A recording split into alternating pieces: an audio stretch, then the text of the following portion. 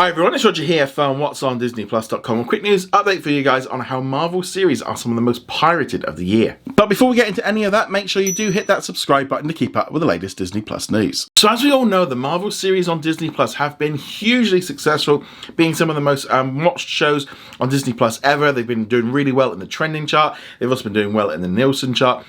And also, they're kind of popular not on Disney Plus because, according to a recent article from Torrent Freak, all 5 of the Disney Plus Marvel series this year have made it onto the top 10 list of series that have been pirated this year. So the top 10 list includes at number 1, WandaVision, number 2, Loki, 3, Netflix, The Witcher, and number 4, you got The Falcon and the Winter Soldier.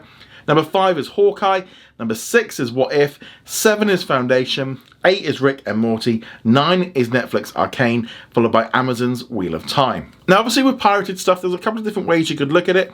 First off, you've got some people that just don't want to subscribe, they want to watch everything for free, and you know, I don't necessarily agree with that, especially with Disney Plus being so cheap. You know, it's a really good price. Jump in, watch the series, pay for it to be made, etc.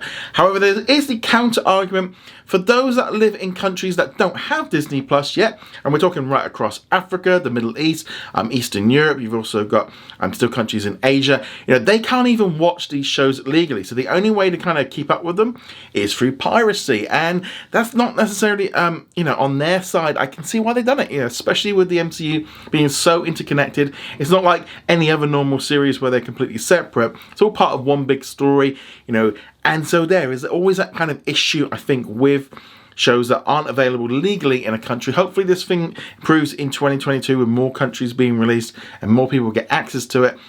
But, you know, with so many people not having access to Disney Plus, you know, you've got the whole of China as well aren't having access to it, nor is Russia. You know, a lot of people. And so if they can make it affordable, this will have less of an impact. But it's very interesting to see how Netflix had a few shows on there, like The Witcher and Arcane. But the Marvel shows have just completely dominated piracy this year with regards to series. It's also a major reason why Disney Plus Premier Access hasn't carried on too much either, because really good quality versions of those movies were available instantly because it was just so much easier than going to the cinema and kind of having the shaky camera and all the rest of it. Piracy is still an issue, and while we have lots of streaming services and it is nice and affordable, not everyone can do so, and also not everyone can actually watch them because they're not available in those countries. But let me know, what do you think of all of this? I'd love to hear your thoughts in the comments below. Go check us out over at whatsondisneyplus.com. Like, follow and subscribe, and nice to see you guys soon. Laters.